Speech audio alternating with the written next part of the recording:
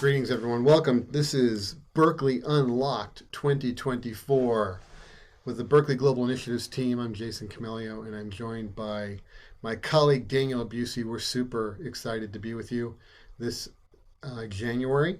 This is our first Berklee Unlocked of the new year, so we're going to be sharing some cool information with you in this session today. Berklee Unlocked is a series of online and in-person events that we produce in conjunction with our partners around the world. These are events that are going to help you connect to information that Berklee has available, our global partners have available, and ideally help you with the in-person events that we're going to be doing coming up soon in Mexico City, in this case with our Berklee global partner, Rec Musica. And what I'd like to do now is introduce my colleagues, my friends, fellow Berklee alumni, our academic director and co-founder of Rec Musica, Sebastian Otero. Sebastian, how are you doing, sir? Good, great. It's great to be here with you guys. Yeah, man, thanks for being here. So you're still on break a little bit, and then classes at Rec are going to be starting up pretty soon again for the winter and spring semester, right? Right, the spring starts on the 29th this month. So really Awesome. exciting for the new semester. Yeah, fantastic. And then also we have the associate director and co-founder of Rec Musica, Fernando Chavez. Fernando, how are you doing, sir? Hi, thank you, Jason. Thank you for having us. I'm great. Yeah, very happy to be here. You were sharing some really cool news a minute ago before we started the session. You all have a new program or new degree that you offer, and you just graduated your first class from that, right? We're gonna be graduating our first class for the Autogestión and Interpretación program. That it's performance, and then we give all the students in that program a new approach of how to be and how to manage your own career as a professional independent musician. So Wow. so we're very happy because we're about to have our first class finishing this year by the end of this year. That's excellent news. That's really, really cool to hear and timely. I mean, obviously, post-pandemic, there's a lot of musicians that are having to have a lot more skill beyond performing music, right? Definitely, they need it, and they need to know all this approach through technology and have this approach for their career about other stuff that will help them produce their own records as well as Yeah. play and how to manage and do concerts and stuff like that. Yeah, absolutely. Yeah, it's interesting. I was reading some news in the industry, and obviously ticket sales for live shows are growing, Growing. and it's a really fantastic thing to see. And obviously we can look at the big, you know, ticket sellers like Beyonce and Taylor Swift and all, but even in local and regional venues, there's a huge appetite for live performances, right? Yeah, definitely, and it's the same that's happening here in Mexico. Right. Daniel, you're going to be leading a team down to Rec Musica soon. Do you want to share some details about your plans? Yeah, Jason, very, very excited. So, we'll be leaving Boston on February 5th, and then it's going to be a week of exciting events at Rec Musica. We're going to start it off with an alumni event at Rec Musica happening on the 7th of February. And then on the 8th, we're going to have a number of events at Fora Lenin in Mexico City, and they will include an information session and two master classes. So we're just very, very excited, and we're gonna top it off with an ensemble performance on the same day there for Lenin, and then we're gonna have 2 days of auditions happening at Rec Musica. So if you haven't applied for Berklee, this is the time to do that. We're filling up the spots for those 2 days of auditions. This is the perfect time for you to fill in your application so that you can meet the team at Rec. And we're excited to see you in person. So we're all hoping that the folks in the audience today will get a chance to meet us in person when the time comes, and we're just very, very excited. Yeah, that's great. Yeah, and so the application, folks, is apply.berkeley.edu, and I'll Mhm. put that in here, http colon backslash. Actually, I think there's an S in there. Hold on. If I can spell, here we go. There we go.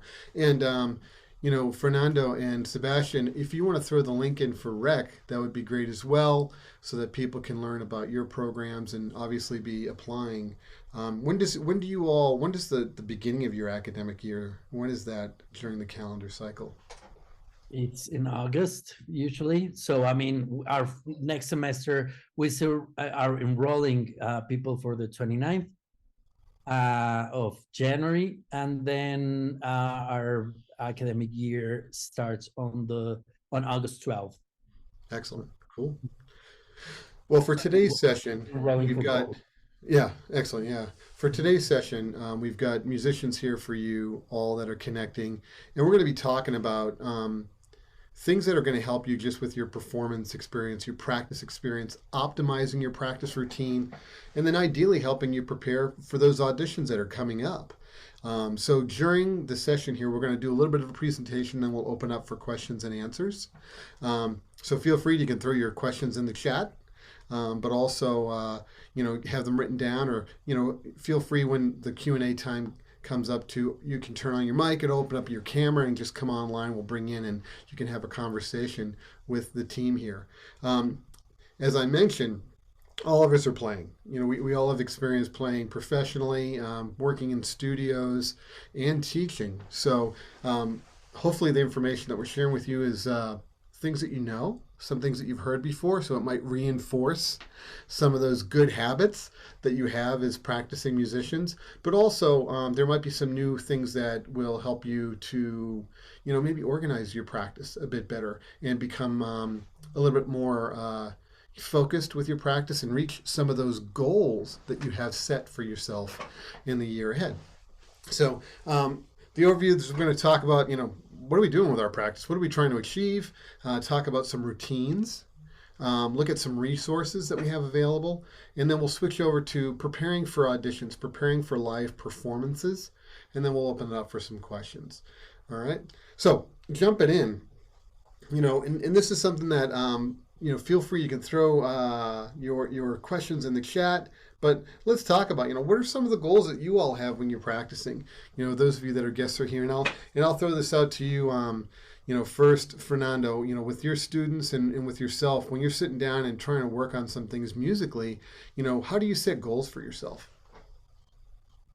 Well, I think that the goals must be what you want to do. I mean, you don't have to be like a really a musician that plays, like 260 beats per minute. No, that's not a goal.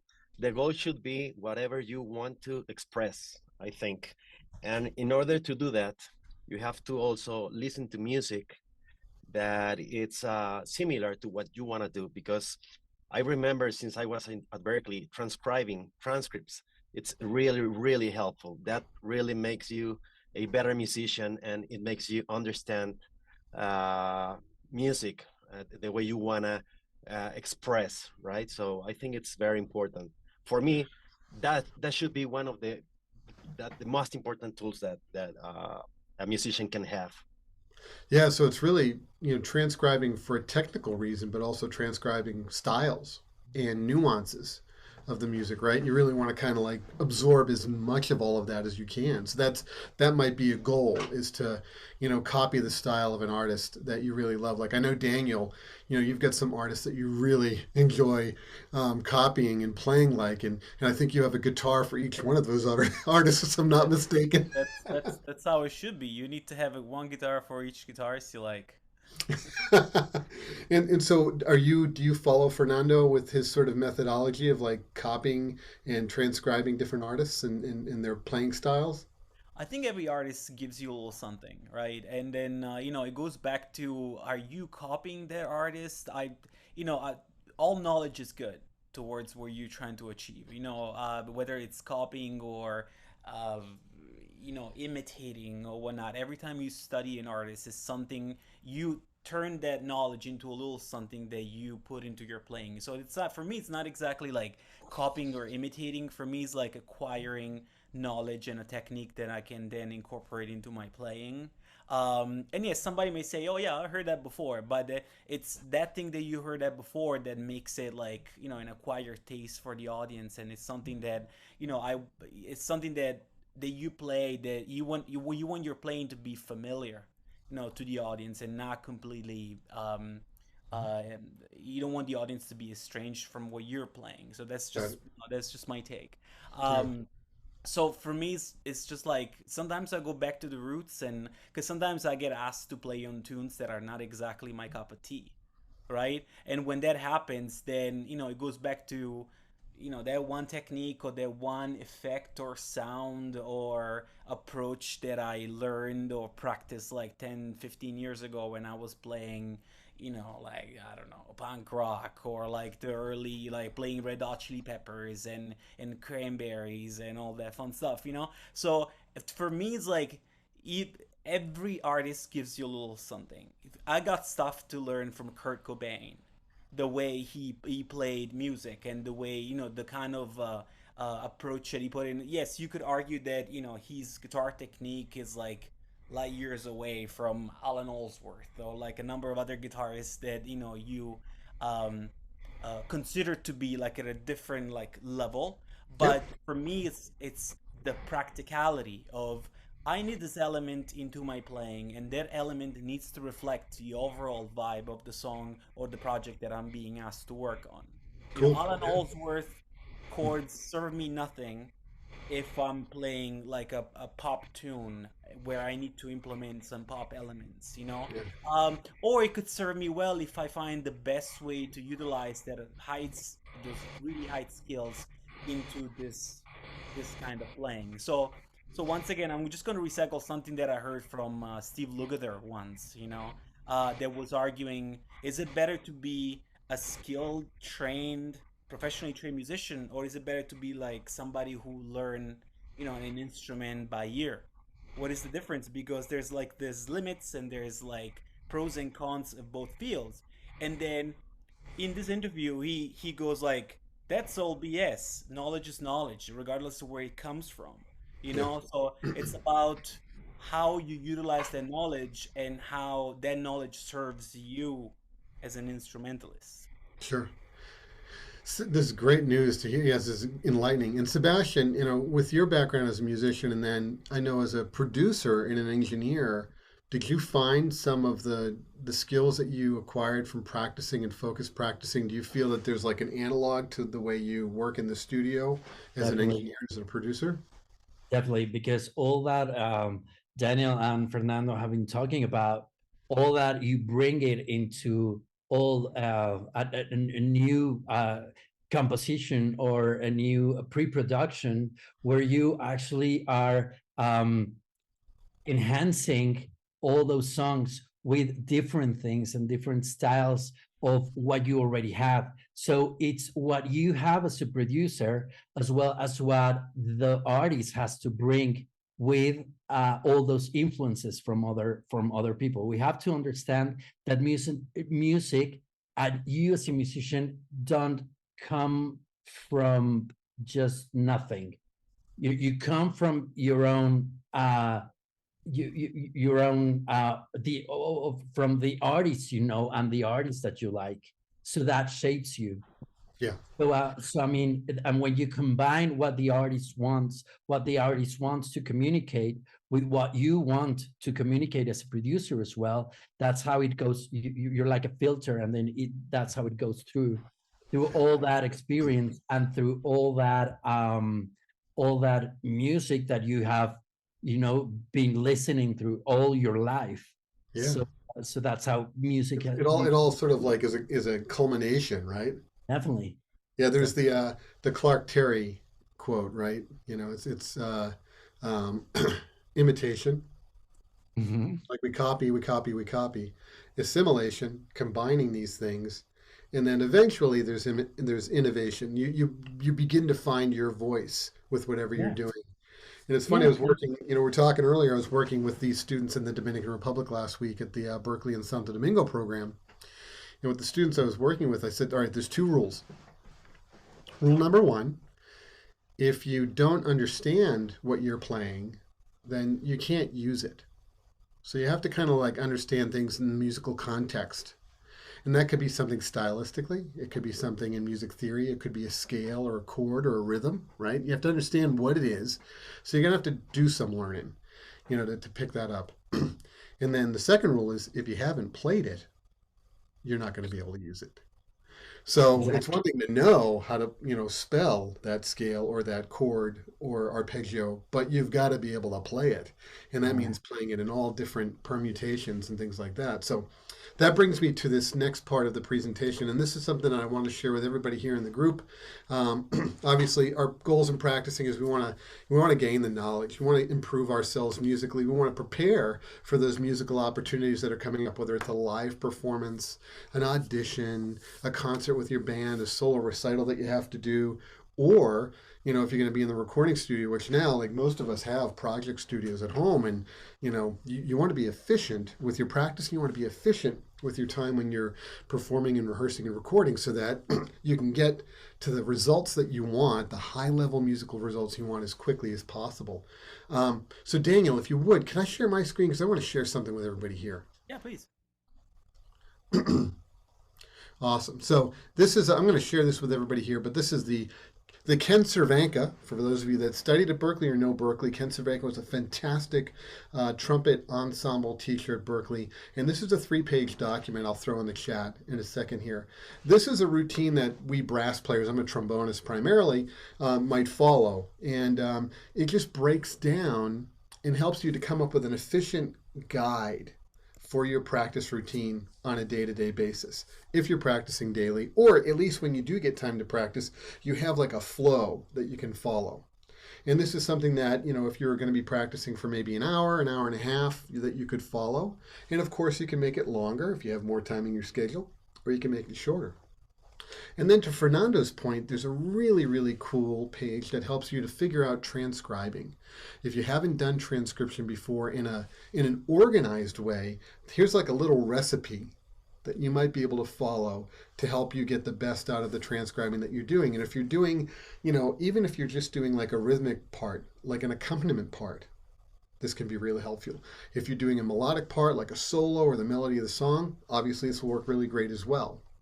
And then this last one, we'll dig into this. It's how do you prepare tunes for performance? And this is going to help us later on in the session when we actually dig in and start talking about things like preparing for an audition, preparing for a live performance with your band.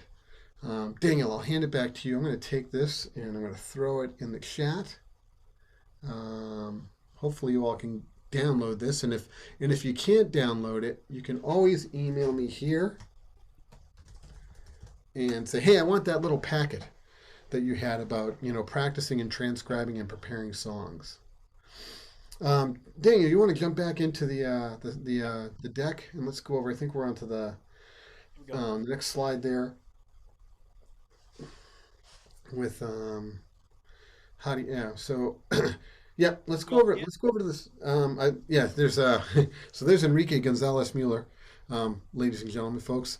He's an incredible musician, producer, engineer in our music production and engineering department. And I don't know, Sebastian and Fernando, has he come down to visit you in Mexico yet? Oh yes, we did a couple of Berklee Latinos with him.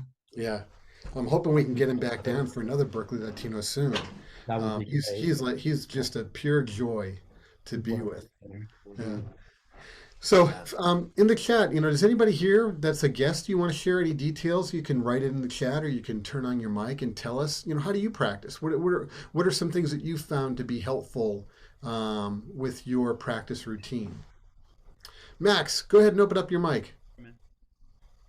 Hey, so what I do, well, I sing first of all, I sing. And what I find like most effective for me as a singer is to sing in the car. Like I do 40 minutes from my house to Rec, which is where I study.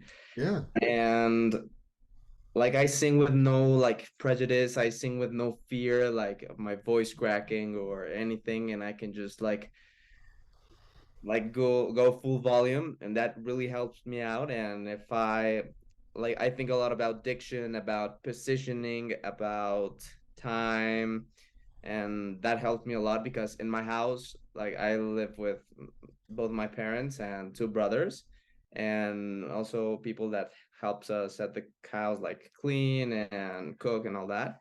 So I don't really feel like comfortable here, but in my car I just let it all out, and I feel I've gotten better, and that helps me like warm up if I'm going to like a private instruction class with my teacher, or if I'm going to ensemble. And yeah, that I feel really helps me, and record myself and listen to myself singing. That also have helped me a lot because as a singer, I feel that you are one of the most, if not the most, self how do you say it? Conscious? Self-judgmental, let's say, self-judgmental. Like you are like really critic about your instrument. So Yeah, no, I totally appreciate that. Nicole. Yeah, thanks Sorry. for sharing. Yeah, this is great. Yeah, appreciate that. Yeah, I like the idea that you're going for it when you practice. That's a really cool thing to hear, and I think that's something that when we practice, I tend to side on the idea that you're trying to problem solve. You're going to make mistakes. At least I hope I'm making mistakes so that I can isolate what is not working well and figuring out how to improve it. If you always practice the things that you do well, then how do you know if you're getting better? So that's why setting goals is really, really important. And I don't know, those of you that are here, but I've got my little music practice journal right here, and this is where I write down like, hey, what am I gonna be working on? What do I need to work on? Is there a concert that's coming up that I need to be, targeting some specific things? I've got to memorize some songs. I've got to learn a specific solo or a specific style of music. And how do I organize my time in my practice to do that? And I think, Daniel, if you throw up the next slide, we've got this wonderful website. We're not going to go into it today, but we'll share the links to it. But Berklee has an online resource called Berklee Pulse. And it's something that all of you can get access to. These are online resources, materials, and videos that you can dig into that'll help you. And Leo Blanco, who's a Berklee alum from Venezuela, he's now a professor in our piano department and ensemble department, has some really great approaches that he'll dig into to help you with that. And I think Daniel, well, actually, let's go to the next slide because this is a very funny thing to check out. These are just some of the things you might be thinking about when you're practicing. There's so many topics that we try to tackle in our practice that it can get really distracting. It can get confusing, and you can get, it's really hard to focus on one thing. So one of the things that I like to do is try to find exercises or incorporate in my practice routine ways to combine some of these things together. And so obviously if you're playing an etude or you're playing scales in arpeggios, you can combine things together. You can combine working on your tone, whether it's your vocal tone or your instrumental tone, with working on things around harmony and scales and arpeggios. Your articulation, your velocity, how fast you're playing, the tempo, the overall endurance, playing exercises that tend to last longer than others so that when you are playing, you can build up the stamina. So as you're looking at your exercises, be mindful about how you can combine the different things that you're trying to work on in that. One of the things I like to do, and I'm tempted to do it. Let me see. I haven't played today, so let's see if this works. Here we go. I think I have my music on. Can you hear this? How's that sound? Okay? Yes. Yeah, here we go. All right, so one of the things that you might try to do on your instrument is like takes exercises from another instrument. Like, for example, I like taking like the hand exercises from piano and putting them on the trombone or on the guitar because it helps me develop knowledge of harmony. I can work on my articulation, my phrasing. I can, play scales, but in a different way that's a little bit more imaginative, right? So like, So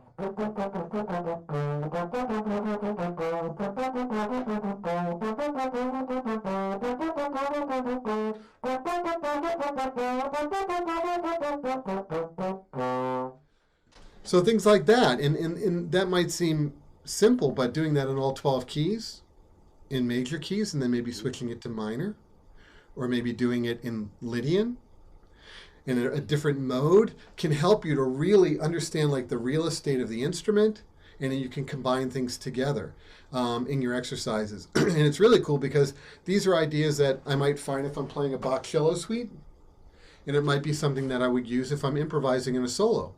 So I can come up with some melodic ideas for solo. So have fun messing around and finding different things to experiment with. I love talking to other musicians and finding out what they're practicing and borrowing their practice ideas. All right, Daniel, let's jump over to the next page. Okay, so for just to summarize here, we're looking at is we really recommend that you set some goals with your practice. Have a journal, use a routine, and that way when you're practicing you can say, okay, today I'm going to work on this exercise, but I'm going to do it in 3 keys, and I'm going to start at this tempo. You're going to turn on your metronome. If you're going to have a phone in a practice room, only have it for your metronome. Don't have it on TikTok or whatever else you got going on. Silence everything else but that. And set your goals and say, I'm going to work on these tempos. I'm going to try and get from 72 beats a minute up to 104. Or 120 or whatever that is, and grade yourself and say, okay, I need to go back and work on D flat tomorrow because I didn't have that really exactly where I wanted. And if you do that over time, over months, you'll find that the music, you'll start to just really integrate it into yourself musically, and then you'll be able to build on that and you'll be able to see the results. Really create a comfortable practice space, without distractions. And that's the toughest one because we are so tethered to our technology that it's really a good thing if you can figure out how to turn things off, even for 30 minutes, even for an hour. If you're going to use your technology during your practice routine, do it in a way that is productive. Maybe go watch a music video or tutorial of somebody working on a technique that you want to learn versus going and surfing social media. That might be a thing to use it for. When you're working on music, one of the things I really recommend is learn the context of the music. The style of the music, the artist that created it. That's really fun. The composer, songwriter, when it was written, why it was written. So that during those break times in your practice routine, because you're not going to practice straight for 90 minutes, you need to take resting points, right? Use those resting points and be a little bit of a music nerd and go and check some stuff out and help broaden your knowledge of what you're doing musically. Because then, when you actually do go to play the music, you'll be like, oh, actually, I understand why she wrote that song and when she wrote it and what those lyrics mean. And that can actually affect the way you present the music. So those are some of the things that I have here. Fernando and Sebastian, do you have anything that you would add to that list from, when you're working with students or with your own practice routines? Well, I think what you talked about, consistency, is very important. Definitely. That's what it makes you, even very tiny, small improvements, you sometimes don't see it, right? But you also have to have that space between sessions to let it settle in your body and your mind. So that's I think that's one thing. And the other one would be to be creative, to not make your, to have it, your session has to be exciting, not boring, not to think, oh, I have to practice again because I have to, right? So it's just little details that you can put on and to make your session more creative, definitely. Mm-hmm. Absolutely. Fernando, do you have anything you want to add? Yeah, sometimes exercises are kind of boring, scales and things like that. So what I used to do is just to play a song, I don't know, in a G tune, and then start playing the scales. First, quarter notes, then 8 notes and 16 notes, and that might be, more fun than just only playing scales, for example. And also what I also used to do a lot, and it helped me a lot playing, to practice on my mind. For example, when I was at Berklee, if I take the subway to Berklee, I was playing in my mind. I was doing the movements with my fingers, imagining the keyboard with the sharps and the white keys, and that really helped me out. I mean, it was amazing. It's I don't know if you have heard of this, but I used to do it, and it helped a lot. Sure. I mean, I play air trombone all the time. No kidding. This is like practicing away from the instrument is it's really, I mean, especially, for me, like if I'm trying to memorize a song, it's just like figuring out, where it lies on the horn, and it's a really wonderful exercise to do. I love that. Practice away from the instrument. That's a great addition to the list. We'll have to add that in there. Daniel, let's jump over to the next slide. And this is a really cool thing. For those of you that are connecting, these are 2 QR codes that are going to lead you to some online lessons that Berklee has available through Berklee Pulse. So tips and techniques for practicing, and then also there's the video that Leo Blanco shares, like his approaches. And there's a couple of videos that he has available online. And these are yours. They're free. Go and check them out. Again, it might be things that you already know. It might be things that you already do. But sometimes it's good to listen to another artist and talk about what their approach is. It could actually, jog your memory or reinforce, again, some of those good habits and some of those good techniques. All right. All right, so why don't we go to this next slide? And this is just, before we jump into the next section, which is preparing for auditions and performances, do any of our guests have questions? You can throw up your Zoom hand, or you can open up your mic, or you can throw your question in the chat if that's easier. Max, go ahead, sir. I assume that this is the next part. You're going to speak, like, what's the audition process, right? Like we are. How many songs will we have to, like, perform and all that, right? Yeah, we'll talk a little bit about that. We'll talk about auditions broadly, but then we'll use the Berklee audition process as an example. Okay, perfect. Thanks. Cool. Jawab's got a great question here. How to start practicing when you don't know where to start? And this is an interesting thing, because I've thought about this, because one of the things that I sometimes get needing to do is to sing background vocals. And I've never studied voice. And so I really think that I should get voice lessons. So, maybe Sebastian, Fernando, like, what would you recommend to somebody that's trying to figure out where to begin? Like, what should they, how do they jump in and start, working on a practice routine? Yeah, that's a really good question. Yeah. Joab, what do you play, Joab? I play the guitar. The guitar. Okay. Cool. And are you self-taught up to this point? Have you been working on your own? Well, I finished my school in here in Mexico. Yeah. But sometimes I have like some material that I want maybe to work. Yeah. But in some moments I don't know how to do it. I feel a little bit lost maybe. Yeah. Then I don't do nothing. Yeah, no, you get stuck, right? It's like you're in neutral and you can't move, right? Mm-hmm. Yeah, this is a great thing. I'll throw an example out there that I just actually recently happened to me. I also play guitar, and one of the things that I am finding to be a challenge is picking technique. So, I play and I've learned a certain way of playing, but I see other musicians play and their technique is much more fluid than mine is, and I'm trying to understand like what it is that they're doing. And what I did is I actually reached out to a couple of different artists and asked them for lessons specifically for picking technique. It's like I really would like to understand what your approach is, and then maybe if you could share some exercises on what you're doing. Just trying to like see where I'm at and if there's room to grow. So what I did was I set a goal for improving my picking technique on guitar.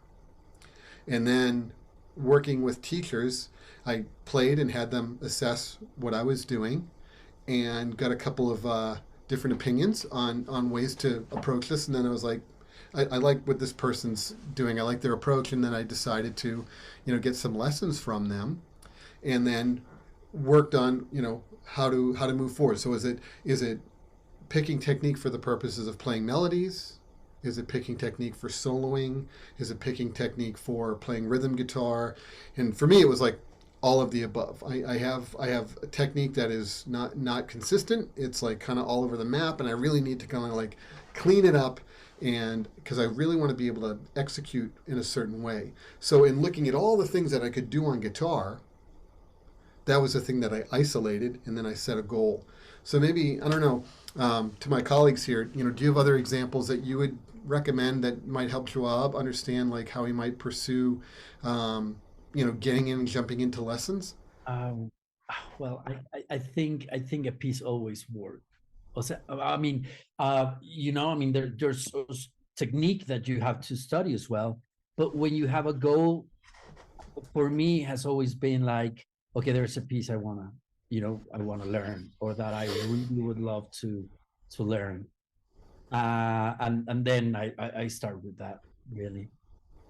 Got it. So I was going to actually say that earlier too. That's a great idea. It's like, have a goal. The goal is I want to learn this song. And so then I've got to figure out, and then, you might have some recommendations on how you would learn that song. And then I think what you said, just started, simple, right? What in that pages you sent. I think that's a great approach, right? Yeah. Just to say, okay, let's start with the melody, or let's start with the chords, and then from there maybe you play a little bit when you have the first 4 chords, and then you play around with it and try to get used to it, and then you follow it up. Yeah, that's great. Let's see, Michael's got a great question here. I think, is it Michael? Yeah. Michael, and his question was, when you hit that wall, when you there's that, when you hit a wall in your practice session, maybe there's 2 questions here. Let's divide this up, because he's got 2 questions, and then Karen's got a great question. But when you hit a wall with your practice session, when you all are practicing or you're working on something, you hit that wall, what do you do? Like, what's your approach? Like, it's like I'm in my practice session, and I'm just like, I can't get through this. What are some techniques that you all have to work through that, or overcome that? You gotta breathe first. Okay. You gotta stop for a while. Sorry. Yeah, no, good. Fernando, this is great. Absolutely. Yeah. Yeah, you gotta get away just, for some minutes, because okay. If you are trying and you're still trying, your head is gonna go against you. So you gotta go away for a while, and then I think that you should break into little pieces what you are practicing, and very, very slowly, because once your mind understands what your fingers are doing, you're gonna be able to start doing it more fluid. So I think that's the way I would do it. Right. I love that. That's both of those things are brilliant. I love the idea of like stepping away and resetting. And then when you do come back to that really challenging section of the piece of music, you got to break it down. And folks, I'll tell you, sometimes it's down to like 2 notes. Getting those 2 notes to happen, and then building out and assembling it and putting it together. And it might seem tedious at first when you do this, because it's like, I know I can play through this. But every time you play through that whole section of the piece of music and you do it inaccurately, you're actually reinforcing a bad musical situation. And you need to not do that. You need to kind of break it down. And I'll tell you, trombone is a hard instrument. And nowadays, trombone players are expected to play just as competently and as fluidly as any other instrument. So there's no limitations on tempo. There's no limitations on range, and all of those kinds of things. So I end up finding that I have to create exercises for myself in order to like isolate like a really, really tiny issue musically, a lot of times it's like playing intervals that are up beyond a sixth. They're really hard, beyond an octave, and like getting them to sound very musical and vocally. So I've got to create exercises that allow me to do that throughout the range of the instrument, so that when I'm confronted with that musical situation and that melody or that solo or that part, I can actually execute. Because what I've done is I've created the exercise, I've isolated the issue, and I can go in and dig in and actually be able to play through it in a musical way. So that's, Fernando, that's actually really, really cool to hear that. And then I think, maybe you could also jump in and share your thoughts on Jennifer's question about, working on improvisation. Like maybe, what are some of your all's thoughts on people who are trying to work on improvisation, specifically for a pianist? You're asking me, right? Sure. You're our resident pianist. Okay. Well, I think that core skills are really, really useful. First of all, to know that your core skills it's really, really good. But that's just like the technical part. You have to be very creative. I mean, it's hard to explain because it's very creative. But I think one of the most important tools is to know your core skills, and then you can start doing some melodies around that. Maybe you can start practicing with a very easy tune with 3 chords maybe, and then you can start playing over those chords over and over, and then you can start developing some ideas, and then you can do more difficult tunes with the time, right? Right. But that's the way I think. So I don't know. I think when you have a set of notes that that's why the pentatonic works so well, right? Yeah. So just learn the pentatonic, because from there you know that it sounds great, right? So Yeah. just start with that and start flowing with it. I think. Yeah. What Fernando's saying, yeah. Daniel, with guitar, I mean, do you have certain approaches that you use when you're trying to work on, like you're learning new material, like you're learning to improvise over a new song? Like, what do you end up doing? Do you create loops and just kind of like focus on the specific tonality, or what do you end up doing? I think going back to having certain goals, it's important. If you were training for a 100-meter dash and a marathon, you wouldn't be doing the same things, right? Like you'd be training, your training would be completely different. Like on a marathon, you will focus on, I don't know, resistance and certain things, and in a 100-meter dash, it would be like, short intervals. But it's a matter of knowing what is it that you're preparing for, and then creating goals for yourself to make that one performance better. And I think going back to our little list of power words, or what are we calling topics? These? Yeah, topics. It's important because sometimes we practice, but we forget and we completely disregard some of these. So like, yes, you're hitting all the right notes. That's perfect, right? But there's a bunch of other things that you need to keep into account as you play all those notes, because otherwise you're just playing those notes. You're not pleasing anybody, and that includes yourself, right? And that's why, when I practice, when I can, or at the time, I record myself, because I am very critical with my own stuff, right? So if I listen to it and I realize that I'm boring myself to death, then I start thinking, why is this so boring? How do I switch this around? Because if it's boring for me, then it's not going to be great for whoever is listening to it, right? So once I hear that, then I realize, yeah, all the notes are there, but there's no dynamics, So for example, I go back, most occasions I just go back to the basics. What is it? This is so simple. What makes it so great? What is it that makes it so special? What is it that made BB King make your heart melt every time he played like 2-3 notes? What if I play those 2-3 notes? I'm not gonna make your heart melt. What's wrong with it? So I'm doing something wrong. So I go back and I decide, is it the attack? Is it the dynamics? Is it the position that I'm playing those notes? Is it because I think they're played a certain way and they're not played that way? They're just played a completely different way.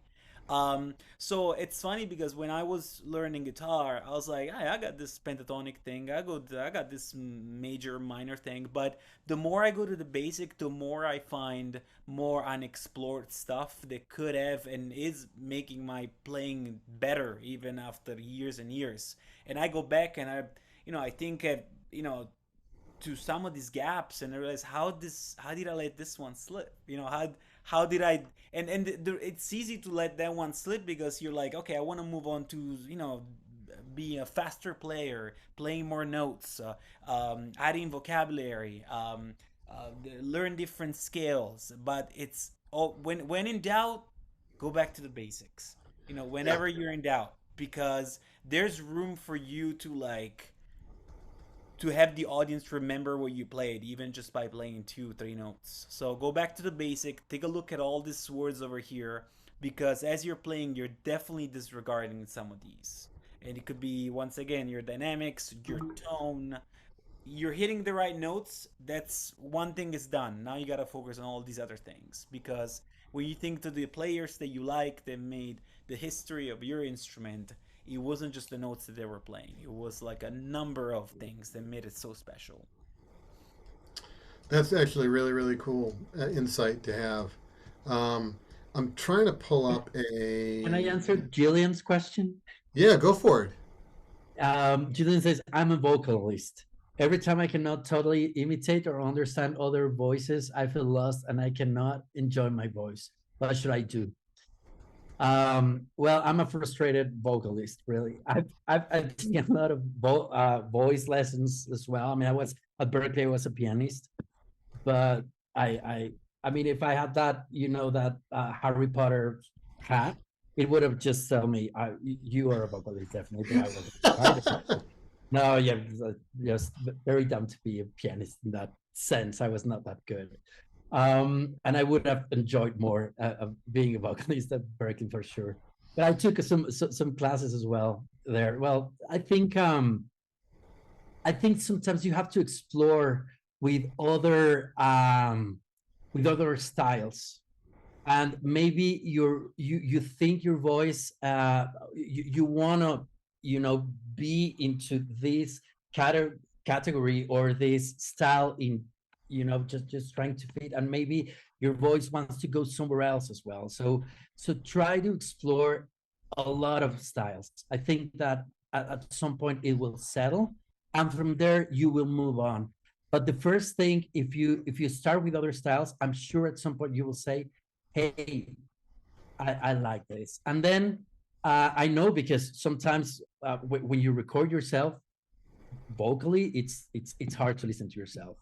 But you have to do it a lot to be able to at some point say, hey, and say and do it with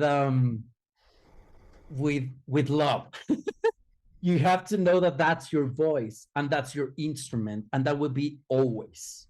So you have to every time you listen to yourself, you have to say to yourself, this is me and I like it. And I will like it. So that's great. I love that. Karen, I'm going to drop this in the chat for you, and everybody can grab this as well. This is a little exercise that I created to help people that want to really work on their jazz vocabulary. In particularly, it's like bebop vocabulary, which is really kind of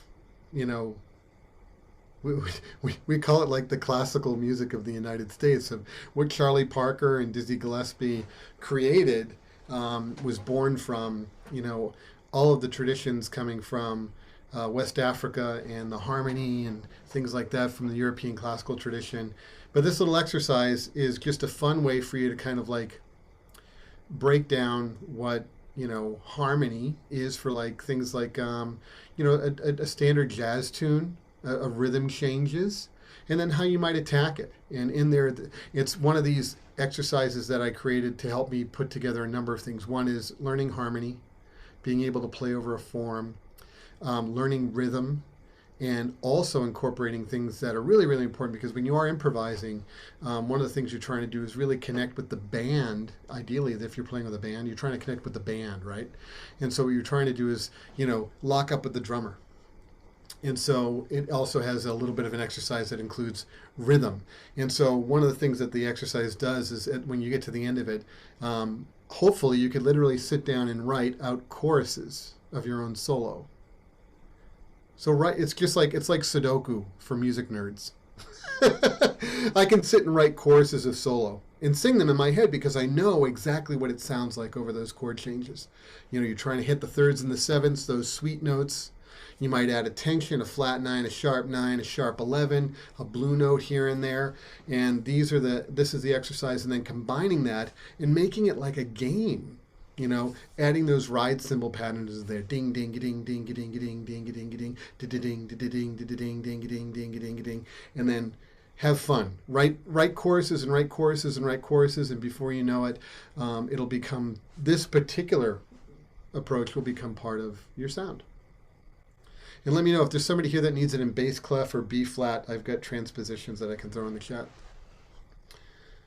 Cool. All right, let's jump over Daniel and Sebastian and Fernando. We're going to talk about auditions and preparing for live performances. We're getting to the top of the hour here, so we'll dig into this quickly. Obviously, many of you are preparing for live performances with your bands as solo artists. Maybe you're playing at a club or a coffee shop, or you're preparing for an audition. And what you want to be doing is ideally preparing and showing the very, very best of yourself, technically, artistically. You're storytellers when you're playing music, right? And you want to make sure that, you're, every day that you're playing music, that you're as ready as you can be in that moment. And to be honest, every time you perform, every time you play, you're auditioning. Whether you're in your backstage and you're warming up before a show, or you're in band rehearsal with your friends, we all do it. We're all guilty. We're all listening to each other, and we're all being a little bit judgmental. And wherever you play, people are listening to you as well. So if you treat it as if you're always playing live and you're always auditioning, it might help you a bit more to make sure that you stay focused and you won't noodle around so much. And I do that for guitarists, because guitarists, I know, you all noodle. You noodle a lot, and you forget to turn the volume knob down. So let's jump over it. Daniel, let's go to this next slide. So what to play? And maybe, there's some ideas here, but, Fernando and Sebastian, do you want to share, students are coming to Rec. They're coming to Berklee to meet with Daniel and I and all of our colleagues to audition. What are some of the recommendations you have for people that are coming to prepare for an audition with you for your school? Well, I always recommend students. I don't know if I'm wrong, let me know. But there's a lot of students that, if they know that they are going to audition for Berklee, they got to learn jazz, or they got to play a standard tune or whatever. And I think sometimes it's a mistake, because if they are not, familiar with the style, they are not going to show what they really are. And so I always tell them to do whatever they feel most comfortable with, so that they really can express the most of that they can perform as best as they can with what they like to perform, right? That's one of the things that I always tell students. I love that. So again, if you don't know it, don't play it, or you have to work on it. So when you come in to perform, play what you know, play what you're comfortable with. Sebastian, what are your thoughts there on that? Preparing for you have to prepare. You don't prepare that day. You really have to prepare, right? You really have to prepare in advance. So nothing magical will happen that day if you didn't really study. And when you feel prepared, you feel when you get anxious, obviously, because somebody's judging you in a way, right? But your musicality, your musicianship, whatever. But if you when you feel prepared, the anxiousness just drops a lot. So when you are there, whatever you practice before is what it's gonna show, not nothing else, right? Yeah. So it's not, you just don't get from the universe the. Yeah, you don't go from 1 to 60 in a day. You really need to spend time. You really Daniel, need to you spend actually have some experience with this because you produced a concert in Korea and you had to learn a bunch of music. So how did you prepare? Yeah, that was it's the funny thing is that when you perform, folks only see what they're seeing during the performance. They don't see all the hours that you put into the the work, right? Because that's, you know, practicing is part of your performance. This is all the prep work that you do.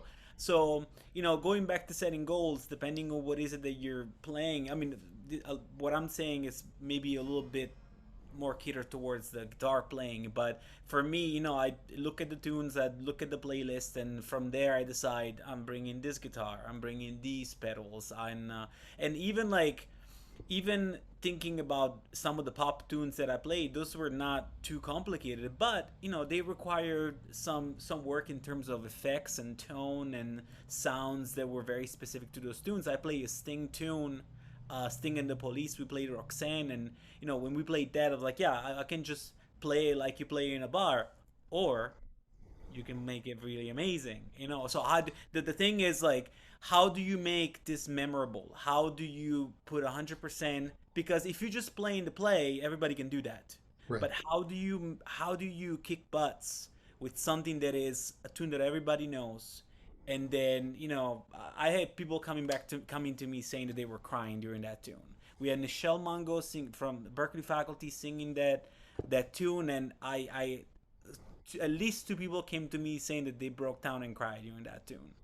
And it was just because that band at that point in time was everybody was putting 100% into that performance, and that's, you know, when how you make things memorable, right? Right.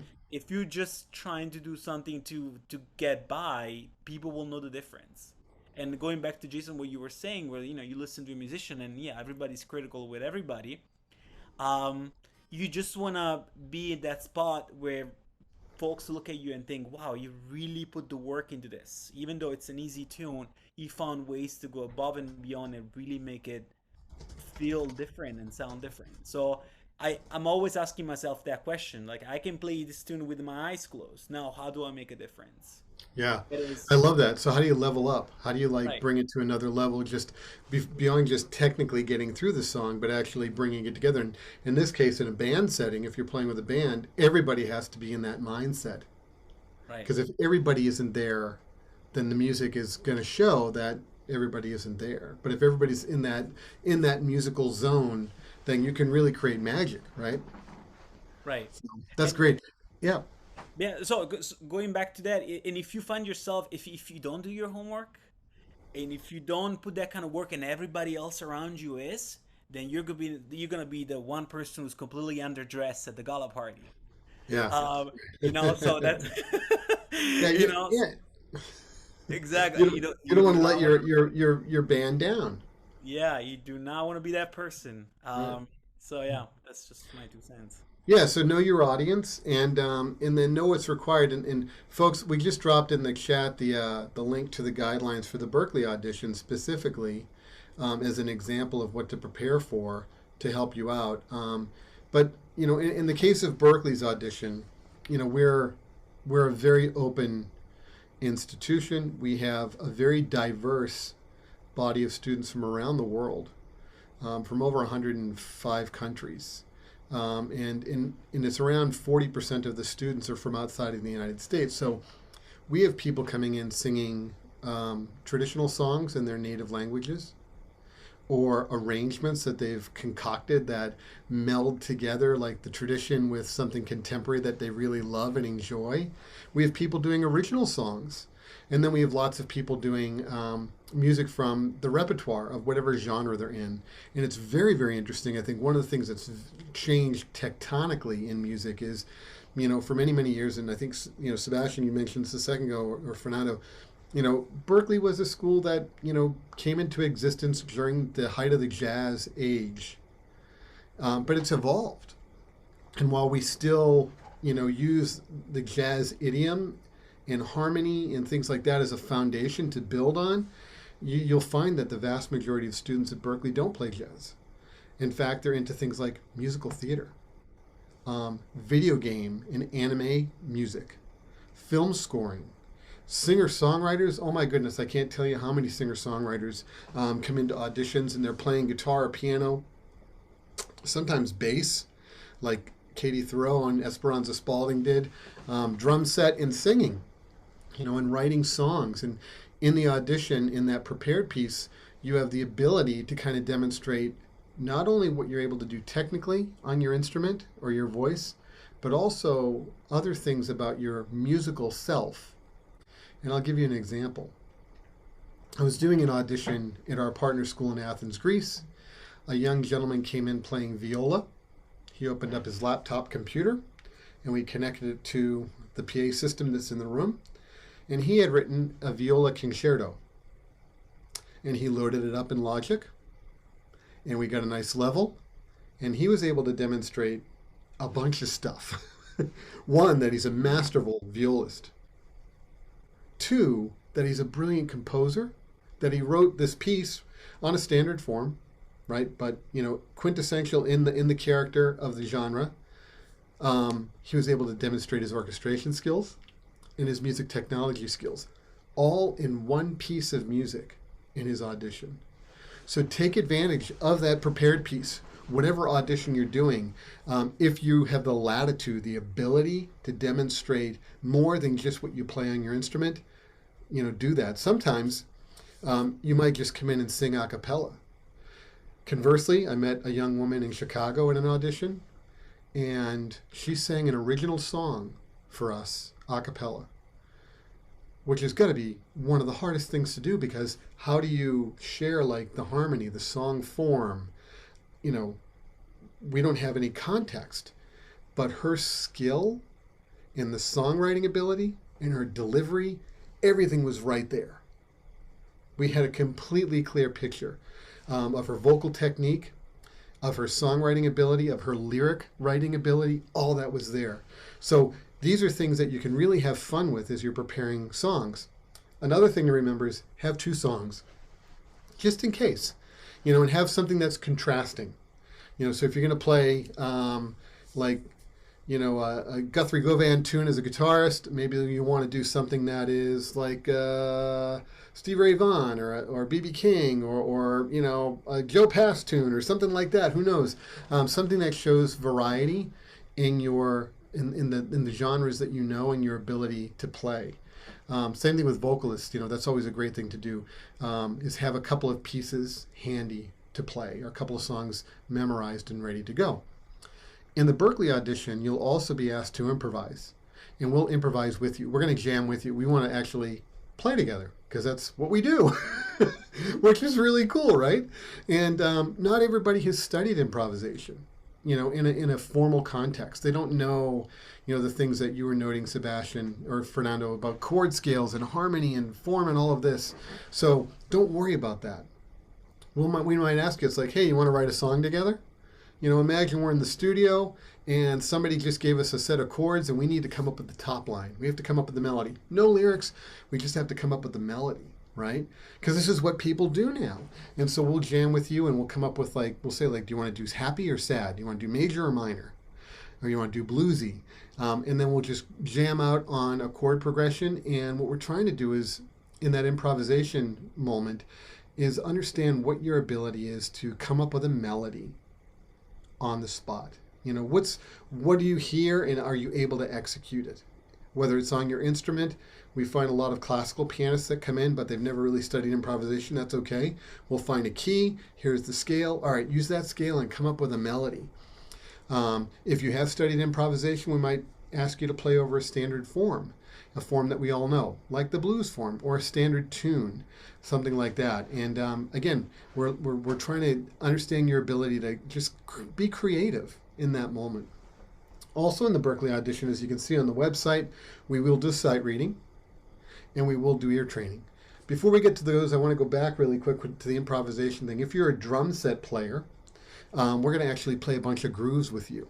So instead of improvising over one song specifically, what we'll do is we'll pull up grooves, and we'll just sit and jam out on different grooves. We'll call different grooves. Let's play like a blues shuffle. Let's play a bossa nova. Let's play a samba. Let's play straight ahead rock. Let's play a halftime funk. Let's play straight ahead swing. Let's do a jazz waltz. Let's play something in an odd meter like 5 or 7, and see if you're comfortable with that. And then for drum set players, we'll also ask you to play rudiments as well. So we'll ask you, we'll maybe have you play some of the standard rudiments like double stroke rolls and paradiddles and radamucues and things like that. Just to know that it's kind of like the fundamentals of what you do as a drum set player.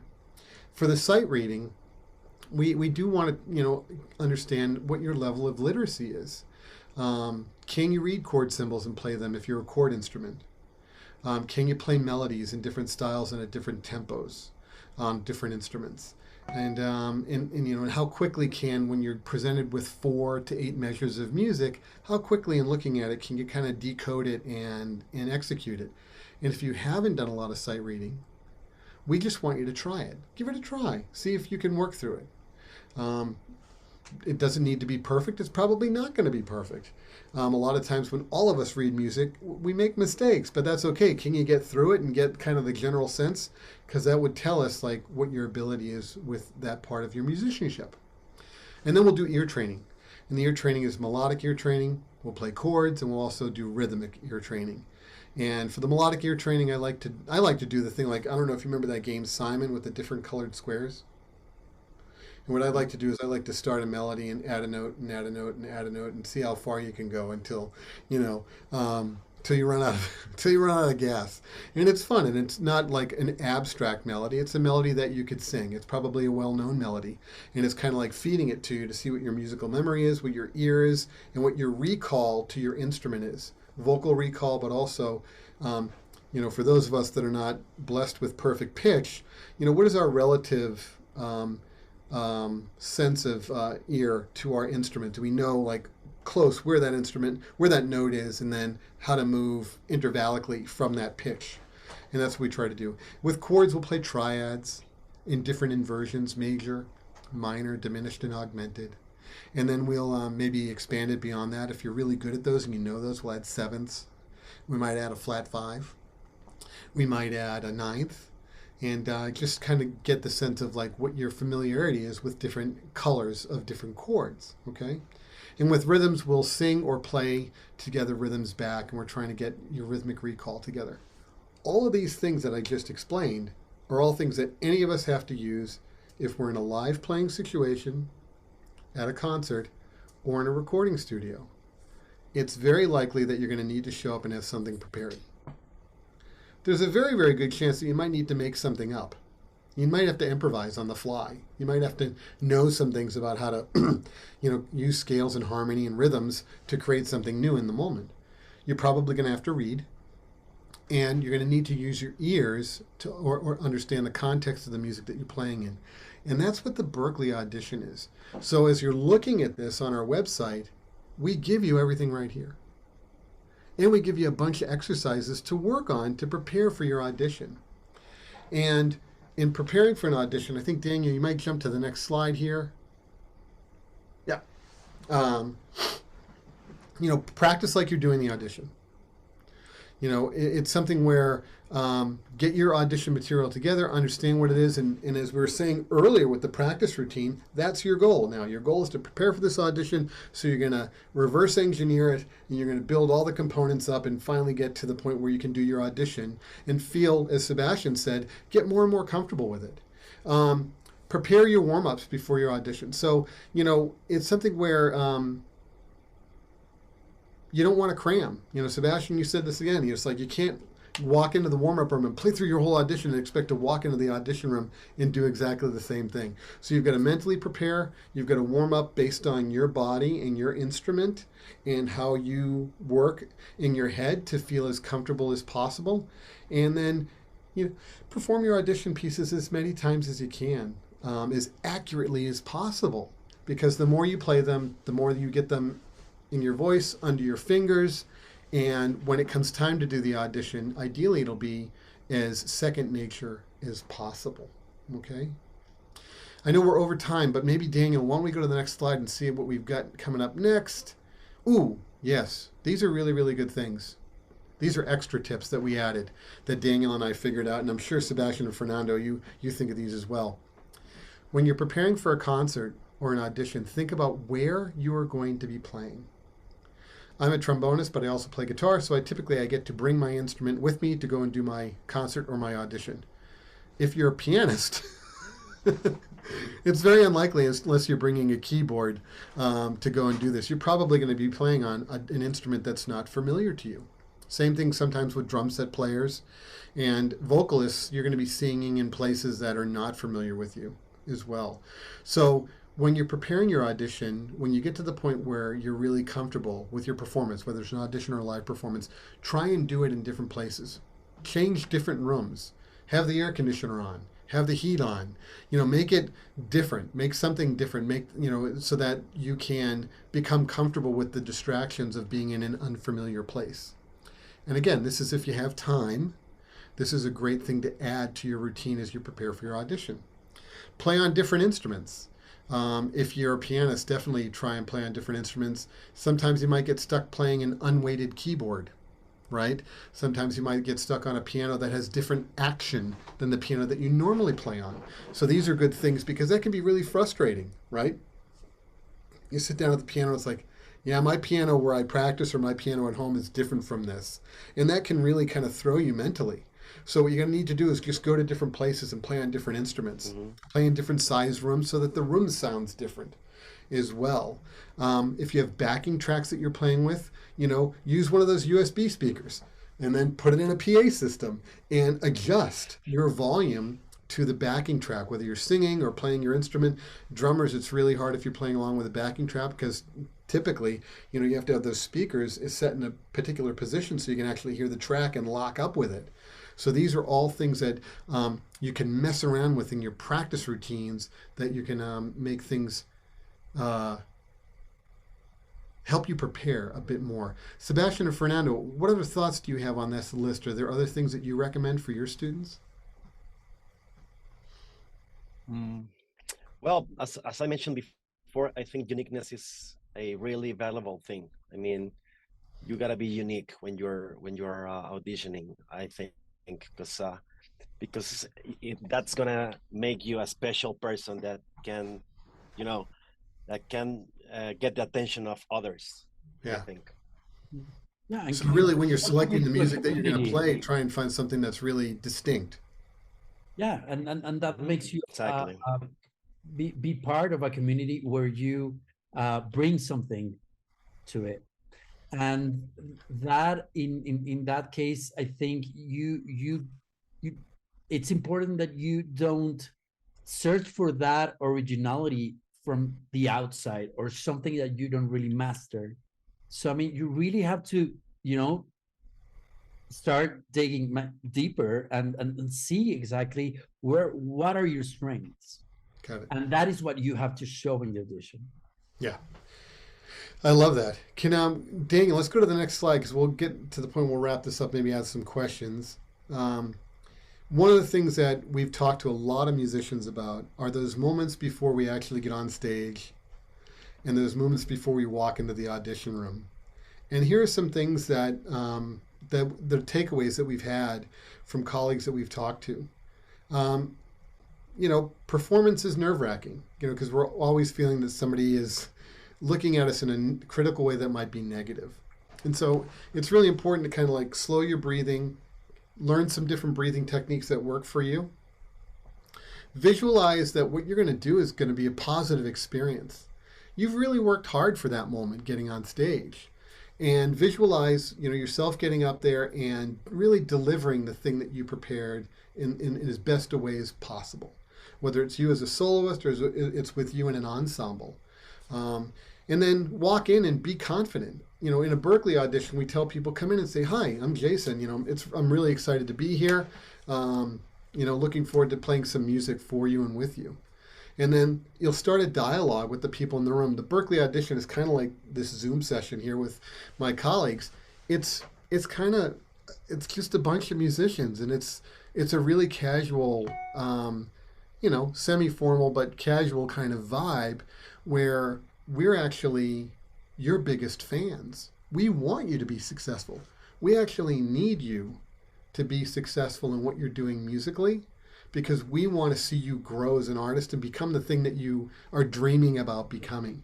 So we're trying to create an environment that is as comfortable, as weird as auditions are, as it can be, so that you can do the very best you can in the music that you're about to perform and the different things that we're going to ask you to do musically. We want to try to get you to be,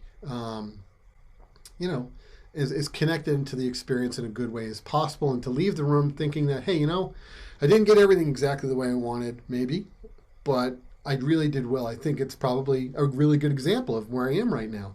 Because at Berklee, and I'm sure this is the same as Rec, if you were already amazing at what you did, then you wouldn't need to come and study with us, right? What we're trying to try to understand is, what is your potential? Based on this moment of your performance in the audition, we're already thinking like, if we put you with that teacher and in that band and in that class, where would you be in 6 months?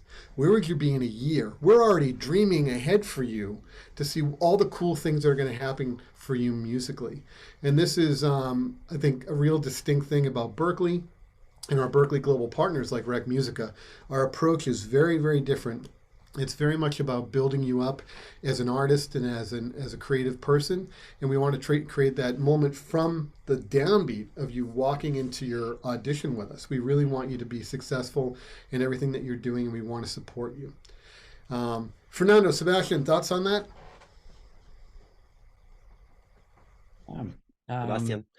in terms of tips, would be to be prepared for that day to these tips, but also being confident because you studied enough on what you have to prepare that day, so you don't have to be that will make you less worried, really. Right. Yeah. Daniel, what we go to the next? Yeah, go ahead, Fernando. Sorry. Go ahead, please. Yeah. You mentioned something very important. They are here, or they are at Berklee to improve, and so they have to be confident on what they are doing. That's really, they have to do it. Yeah. It's and it's a journey. I mean, if you already reached all the things that you want to do musically, then I really need to know how you did that. For the rest of us mere mortals, it's a long life of continued learning and creativity, which I think we're all fortunate to have. These are just QR codes. You can scan them. This is going to help you get access to the online resources. We have the links in the chat.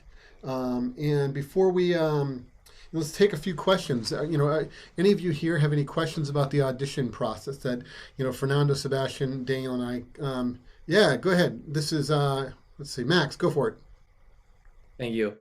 What's the person that is going to be like doing my audition gonna look at beyond the performance and the technicality? Well, that's a great question. So for Berklee, in Rec, folks, you can answer this as well. In the audition, we're trying to determine, have you done the work up to this point where you're going to be successful in your first semester at Berklee? Meaning, by the end of the first semester, you'll be able to complete your classes. You're up to the challenge of going to school full-time as a college music student, because it's music and it's liberal arts and it's all this. It's a very, very intense environment. Are you ready? Did the musical performance you shared tell us that you're ready to do that? That's sort of like the baseline. Above that, what we're looking for is the things that Fernando was talking about, which are the unique characteristics about the music that you played. This person really understands this song, this style of music, really delivered a musical performance. It actually, like, wow, I could see going and hearing this person at a club, or going and seeing seeing them perform in a recording studio or in a show or something like that, and then there are all those different nuances depending on the genre. If you're a classical musician, the genre is going to dictate the things about the composer and the piece of music that you're playing. If it's a traditional or a folkloric piece, there might be elements that some of us don't understand, but we're trying to see. It's like, okay, for this particular stringed instrument, or for this particular vocal piece or percussion piece or something like that, they are demonstrating that command of what that is. Most of the time, musicians that we're seeing in auditions, we're trying to see people that have reached a certain level of competency where they're going to be successful, they're ready for the experience, and then everything above that, from the command of the style to the command of the instrument, your voice, to understanding the real specific nuances of a particular genre, whether it's like a heavy metal tune or a bebop jazz solo, or a piano rendition of a well-known film score, or a musical theater vocal performance. All those things are there. And then, as I noted earlier, Max, the idea that you could have a backing track that you created would also tell us more about your skills as a writer, an arranger, a technologist, your ability to combine those things in a live performance setting. So, we're looking at all those characteristics. So in the audition room, there's usually somebody typing, and then there's somebody kind of guiding you through the audition. And that person that's typing is kind of like narrating what's happening in the audition room, because that information is going to go to the Board of Admissions at Berklee, so that when the Board of Admissions sits down and looks at all the applications, all the auditions, all the interviews, all the portfolios that were sent, what they're going to be able to do is get a really complete picture of who you are, so they can decide, are you a person that's ready to come and get accepted to Berklee? And if so, are you a person that would be eligible for a scholarship based on your merit? Okay, and can I ask one more question? It's really quick. Yeah, go for it. The career that I would be pursuing, it would be songwriting and production. And I don't know, I would be performing 2 songs. And should I focus more on the more technical cover one, one that is not mine, but it's really technical and really shows off my technique as a vocalist? Or should I focus more on my own composition, which shows more my songwriting abilities and my production abilities? So that's a great question, and you have to decide.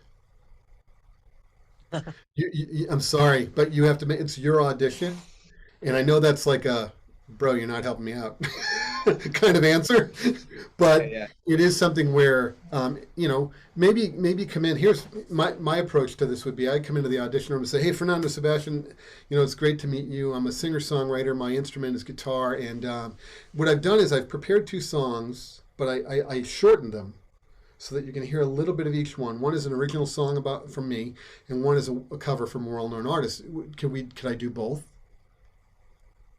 And that way you present it in a way where you're kind of trying to guide the audition, right? And you come in and you're like, listen, I've worked on both of these. I think both of these will give you a really, really good sense of where I am musically. And shorten them down. You could take out a chorus, a verse, whatever, and kind of abridge them a little. So, or you can make a medley and start one, it's going to transition to the other, and then you can really show your creativity. If you modulate or whatever you got to do. But think of a creative way to combine them so that you can demonstrate your ability as a singer-songwriter and your ability to perform a piece from a well-known artist. So that's the way to do it. Alan, go ahead, and then we'll go to Karen. Alan, you ready? Yes. Thank you for all the presentation. I really appreciate your time. And I want to ask about specifically about the process for audition for the Global Jazz program in the master degree. I already made my application on the deadline yesterday. I was very anxious because the deadline and the counter in the web page is you have only 4 hours, and I was recording. The clock is going. Exactly, totally. But I made it, and I want to ask about the process of the if I have to prepare more about of the interviews, for example, if I have to travel to Boston to present something, or what is exactly the process?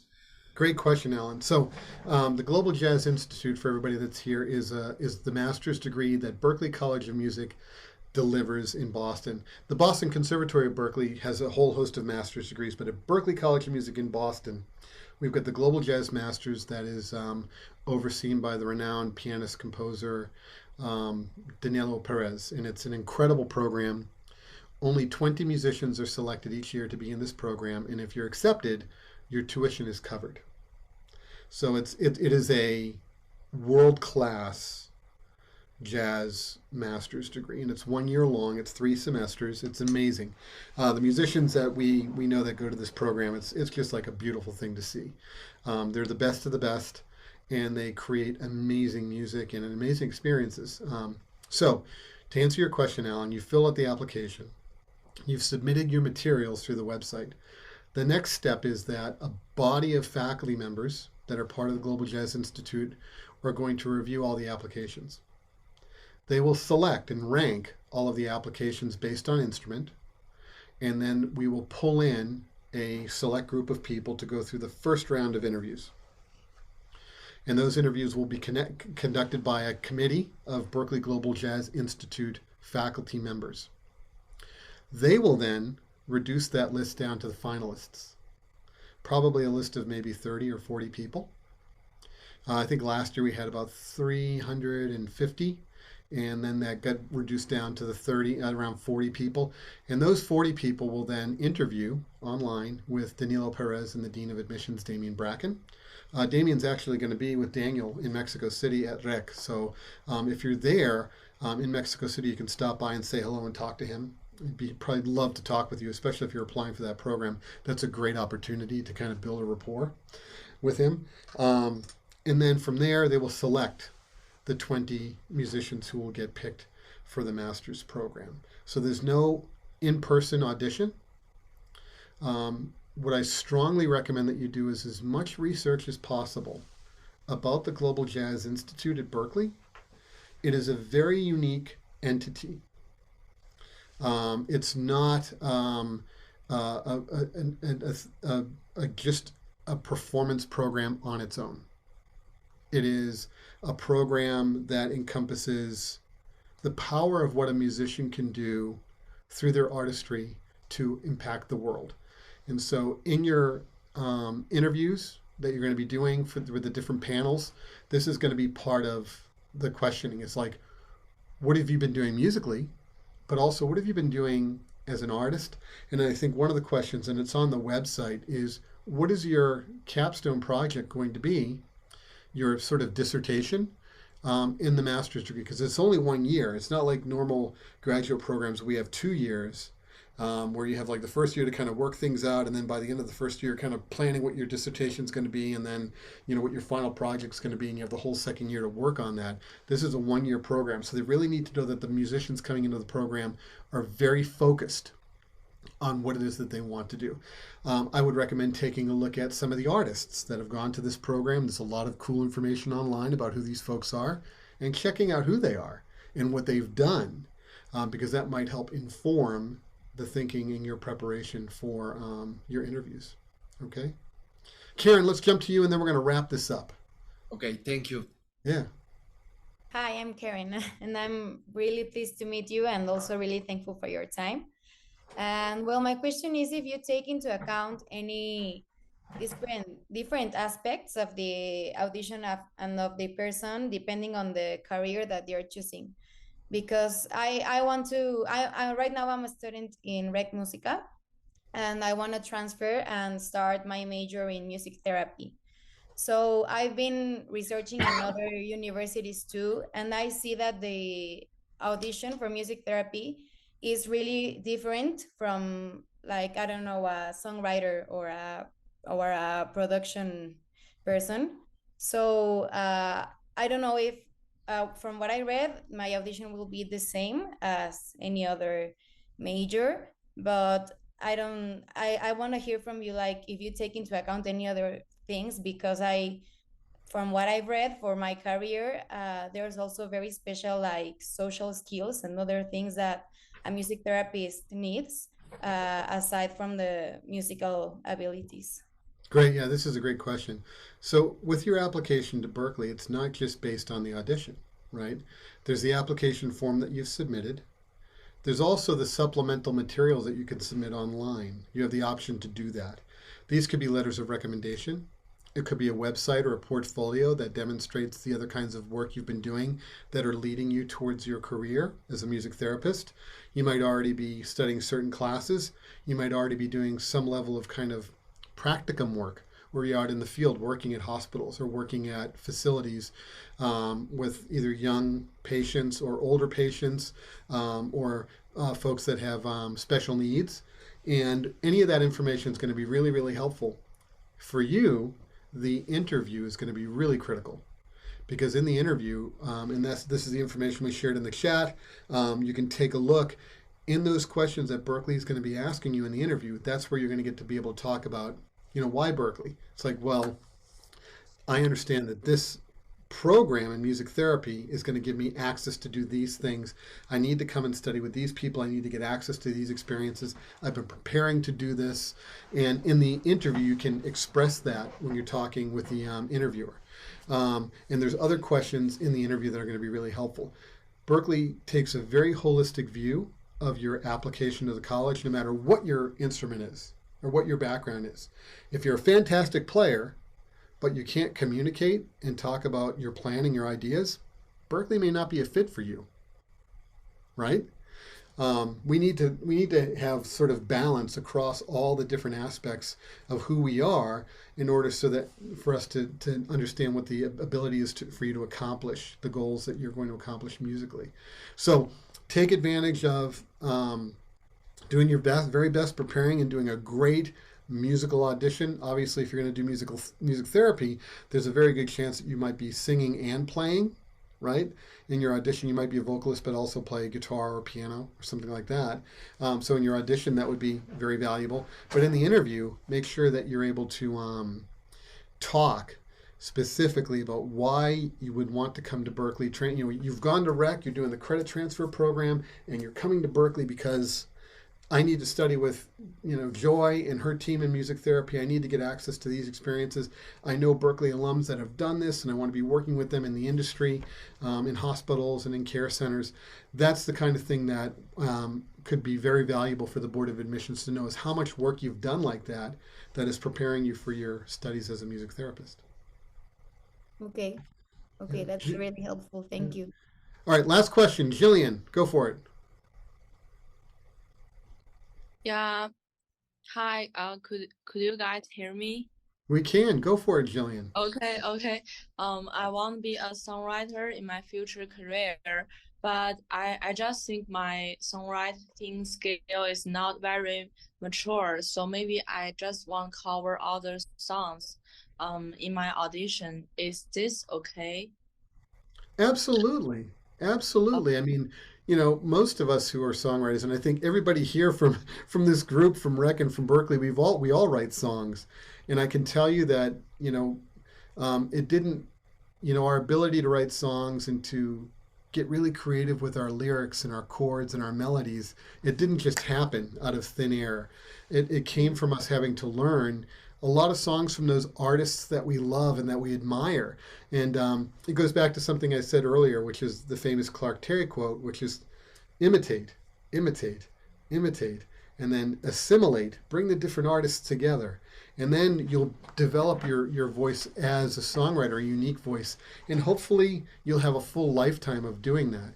But in your audition, if you're not writing songs yet, focus on your ability on your instrument, whether it's piano or voice or guitar or whatever the instrument is that you're going to be coming to Berklee. We even have violinists and drummers and other instruments that come in as songwriters, right? So come in and do a great musical audition and then say, yeah, I'm interested in songwriting. I'm starting to work on this. And then in the meantime, you can obviously go online and study. Like we have free classes for Berklee online. So if you're not near a Berklee partner school like Rec Musica, you can go to a place like Coursera. I just threw the link in the chat, and we've got free online classes. And there's a class specifically on songwriting, arranging, and producing. Yeah, got it. Thank you Yes, so much. so go and check that out, and then start on your pathway and start messing around and playing songs. Believe me, I have a stack of horrible songs that I've written, and it's okay. Me too. Don't we Yeah. all? Yeah, and that's okay. So now I tend to write more clever songs, with Daniel, because he and I hang around a lot, and we write songs about anything that happens in our lives, and it's just a blast. We got plenty of band names too, if anybody needs a band name. Yeah, usually we come up with the band name first, and then we write all the songs. Like one of the famous band names we came up with is Backup Sandwich. That would be a great name for a funk band, right? Right. Yeah. And all the music writes itself from there. But Jillian, I hope that helps. And Fernando and Sebastian, it's great to see you here. I'm so happy you're doing well. And I'm so happy that Rec is going strong. And we're looking forward to all the cool things that we're going to be doing together coming up here with Daniel's visit, but also in the future. We wish you all the best and all your students and teachers. And I hope to see you both soon and hang out. And hopefully you have to come. Yeah, I got to come down and hang. Definitely. We miss you. Something I'd like to add, if it's okay, for all those that came into the room a little later, just a reminder that we're going to have to register for the events at Foro Lenin on February 8th, and this is the registration that we'll be using for that event, so that we make sure that we have room for everybody. So you see the code here. Feel free to scan and register and grab your spot.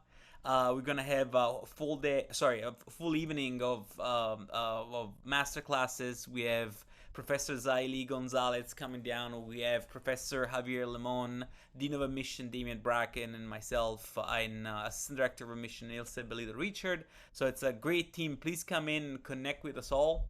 Thank you again to Rec Musica for being in this event and for hosting us for our in-person events in the beginning of February. Thank you all for being here, and we look forward to seeing you soon. Yeah, register for this next event. Daniel, go back to the slide before. Mm-hmm. Yeah, so we've got a session coming up with Javi Limon on songwriting. Is it next week already? No, 2 weeks. Yes, Next week. Oh my God. So next Tuesday, register for this session. Javi Limon is going to do a songwriting in Spanish workshop. And then he's going to take that, and you're going to do it with him in person in the theater with Rec Musica in Berklee and Mexico City. So for those of you that are at Rec, please tell your friends, register for this, because what Javi's going to do is he's going to give you an assignment. And you're going to be able to bring your song in and actually get it workshopped with him in the theater during the Berklee visit. So it's something not to miss. Check this out. Follow Rec on social media. Follow Berklee on Berklee Global and Berklee Espanol. And be sure if you're anywhere near Berklee, we're going to be in Mexico soon. We're going to be going to Bogota. We're going to Greece. We're going to Bangkok, Thailand, London.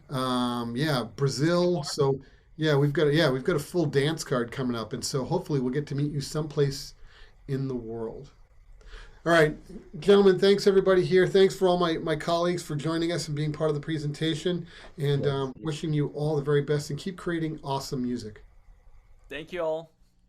Thank you. Bye-bye. Thank you.